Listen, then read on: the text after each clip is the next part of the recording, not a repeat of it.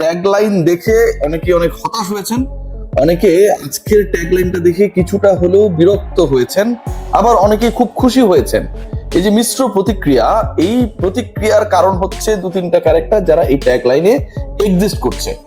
আমি সুখবর দিয়ে শুরু করতে চাই, পরিবর্তনের খবরটাও আপনাদেরকে জানাতে চাই, এবং এই সুখবরটা সত্যি সত্যি বলছি, সাব্বির রহমানকে কেন্দ্র করে এই মুহূর্তের আপডেট যেটা বাংলাদেশ ক্রিকেট বোর্ড সংশ্লিষ্টদের কাছ থেকেই পাওয়া, আমার সূত্র থেকেই পাওয়া, এনশিওর করেছে যে সাব্বিরকে জাতীয় দলের টি-20 সেটআপ স্পেশালি চিন্তা ভাবনা করা হচ্ছে।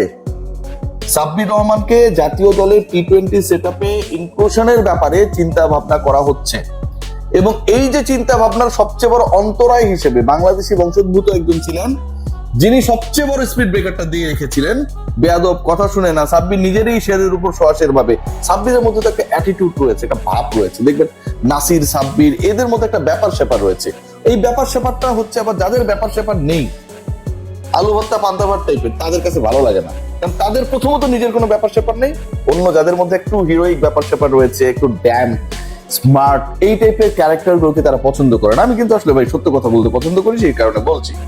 সো ওই যে যারা আলু ভাত পান্তা ভাত এই টাইপের পাবলিক বা ক্যারেক্টার, তারা সাব্বির রহমানকে নিয়ে একটা বিষিয়ে তোলা এনভায়রনমেন্ট, জাতীয় দলের থিঙ্ক ট্যাঙ্ক যারা রয়েছে, অনেককেই অনেক ক্ষেত্রে অনেক দেশ বিভিন্ন সময় কামব্যাক করেছে দলের স্বার্থে, দেশের স্বার্থে।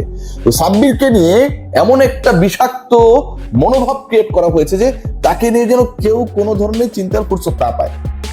বাট সেই চিন্তার জায়গাটা আবারও তৈরি হয়েছে, স্পেশালি বাংলাদেশ নেপালের বিপক্ষে যে ম্যাচটা, যেই সিরিজটা হারলো, টানা 3 ম্যাচে পরাজিত হলো যেই দল, সেই ওয়েস্ট ইন্ডিজের বিপক্ষে বাংলাদেশ হেরে গেল।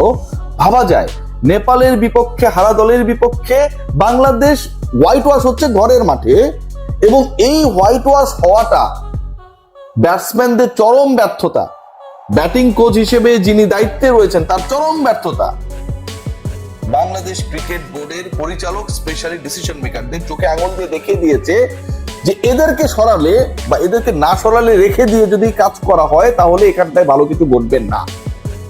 মিডল অর্ডারের এই মুহূর্তে যে 2-3জনের নাম আসছে, আমরা অনেকের ক্ষেত্রে চিন্তা করছি এমন ভাবে, আলোচনাটুকু একটু শুনুন, যে অমুক হলে ভালো হয়, ইয়াং কিছু ক্রিকেটারের অপশন আসছে। কিন্তু আপনি যদি এক্সপিরিয়েন্স কেউ থাকে, যিনি বিভিন্ন সময় তাকে প্রমাণ করেছেন, সে কেন নয়, এই ডিসকাশনটা শুরু হয়েছে, এবং সেখানে সাব্বিরকে কেন্দ্র করে গতকাল রাতেও আলোচনা হয়েছে। সাব্বির রহমানের জাতীয় দলে ফেরার মঞ্চও হতে পারে, অবাক হব না। আপকামিং আয়ারল্যান্ড সিরিজ রয়েছে, এখন সবাই জানেন, সেখানে 2টা টেস্ট, আমাদের লেজেন্ড ক্রিকেটার মুশফিকুর রহিম তার 100তম টেস্ট খেলবেন। পুরো বাংলাদেশের মানুষের জন্য কত বড় অর্জন। আলোচনা করি, সমালোচনা করি, মুশফিককে নিয়ে আমরা হচ্ছে প্রাউড ফিল করি, হাসাহাসি করি, সবই করি আমাদের হিরোকে নিয়ে, কিন্তু এন্ড অফ দ্য ডে কত বড় অর্জন। এবং সেই অর্জন অর্জিত হবে ঢাকার মাঠে, বাংলাদেশ যখন ওই ম্যাচটায় নামবে, মুশফিক 100তম টেস্ট খেলতে নামবে, তারপরে শুরু হবে টি-20 সিরিজ, চট্টগ্রামে 2টা, ঢাকায় 1টা, 27-29-2।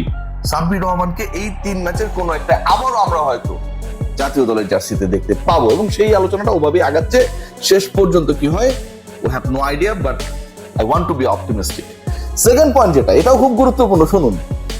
টেস্ট ক্যাপ্টেন্সি নিয়ে অনেক আলোচনা চলছিল, এখন ওই যে সিন্ডিকেট বা কোরাম মাজিদে যারা জড়িত, এদের তো আসলে কোনো কাজ কাম নাই না, মানে এদের ব্রেইন আমার কাছে মনে হয় যে যতটুকু ক্রিকেটারদের উন্নয়নে দক্ষতা বিনির্মাণে কাজে লাগানো দরকার, তার থেকে কোরাম যারা করে, ব্রেন খাটায় যারা, কারে গুঁতো দিয়ে ফেলে দেওয়া যায়, কারে টান দিয়ে নিয়ে আসা যায়, এগুলো নিয়ে এরা ব্যস্ত থাকে।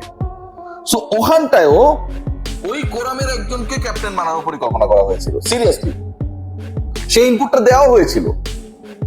একটা ক্রীড়া শিক্ষা প্রতিষ্ঠান কেন্দ্রিক একটা কোরাম এখানটায় হয়েছে, সিরিয়াসলি। এবং সেই কোরামে, মানে ওই ক্রীড়া শিক্ষা প্রতিষ্ঠানে সবাই খারাপ তা কিন্তু না, কিন্তু একটা গ্রুপ তৈরি করা হয়েছে যে আমরাই, ঠিক আছে, 51 পরিবার। তো তারা একটা ওই কোরামবাজি করে টেস্ট ক্যাপ্টেন্সি নিয়েও মোটামুটি একটা প্রভাব বিস্তারের চেষ্টা করেছিল তাদের কাছে লোককে ওখানটায় ঢোকানোর জন্য। শেষ পর্যন্ত আলোচনায় ছিলেন 2জন character, Mehedi Hasan Miraz and Najmul Hossain Shanto. And Bangladesh cricket board তারা মোটামুটি ডিসাইড করে ফেলেছে, এখন এটা অফিসিয়ালি অ্যানাউন্সড হয় নাই, পরশু বাংলাদেশ ক্রিকেট বোর্ডের বোর্ড সভা শেষে হবে।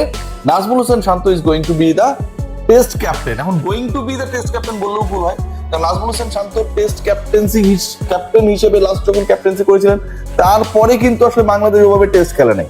মানে তিনি টেস্ট ক্যাপ্টেন হিসেবে ছিলেন, দায়িত্ব ছাড়া ঘোষণা দিলেও নাজমুল শান্তই ক্যারি আউট করবেন, তার রোলটা তিনি ক্যারি আউট করার ব্যাপারে সম্মত হয়েছেন। সো নাজমুল শান্তই আলটিমেটলি টেস্ট ক্যাপ্টেন হিসেবে থেকে যাচ্ছেন।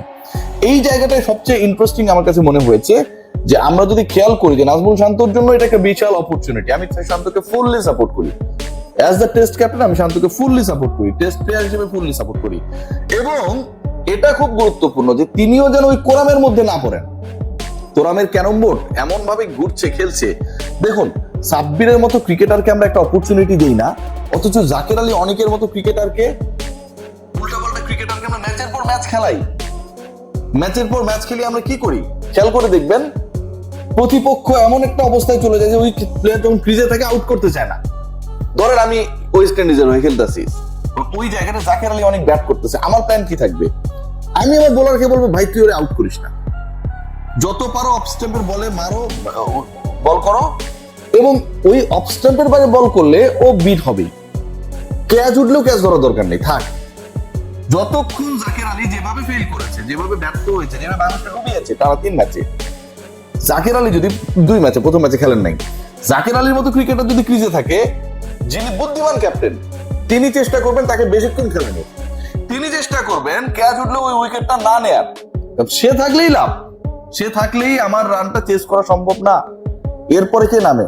এরপরে নাসুম নামে, রিশাদ নামে, তাসকিন নামে, ওরা তো বড় শট খেলে ভাই, ওরা হয় টিকে থাকবে, আদারওয়াইজ বাংলাদেশকে যেতে হবে, এরকম একটা সিচুয়েশন ক্রিয়েট হয়। সো এরকম ক্রিকেটারদেরকে যেভাবে সালাউদ্দিন প্রমোট করেছেন, এরকম ক্রিকেটারদেরকে যেভাবে ন্যাশনাল টিমের ক্যাপ্টেন পর্যন্ত বানিয়ে দেওয়া হয়েছে, কোন বোর্ড মিটিং এই সিদ্ধান্ত হয়েছে আমাদের জানা নেই। ক্রিকেট অপারেশনস যদি এই সিদ্ধান্ত নেয়, বাংলাদেশ ক্রিকেট বোর্ডের পরিচালকদের অফিসিয়ালি এটা জানার অধিকার রয়েছে। নিয়মিত ক্যাপ্টেনের অবর্তমানে জাকের আলী অনেক ক্যাপ্টেন, এটা তো ভাই অষ্টম আশ্চর্য। কিভাবে তিনি হয়ে গেলেন, কোন পারফরমেন্সে হলেন, কোথায় ক্যাপ্টেন্সি করেছিলেন, কোনো কিছুর কোনো খবর নেই।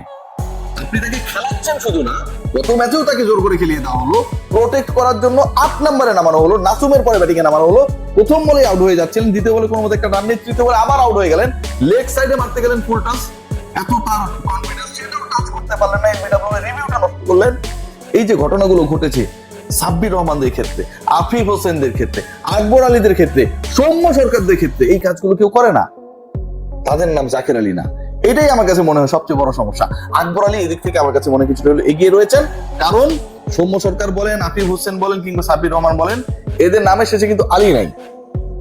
জাকের আলীর মতো করে আকবর আলীর নামে শেষে অন্তত আলী রয়েছে। সো ওইটা দেখেও যদি প্রিয় শিক্ষক কিছুটা হলেও মনে করেন যে আসলে আকবরকে খেলার সুযোগ দেওয়া যেতে পারে, কিপিংটাও সে যেতে পারে, তাহলে আমার কাছে মনে হয় জাতি কৃতজ্ঞ হবে। সবাই ভালো থাকবেন, টেক গ্রেট কেয়ার।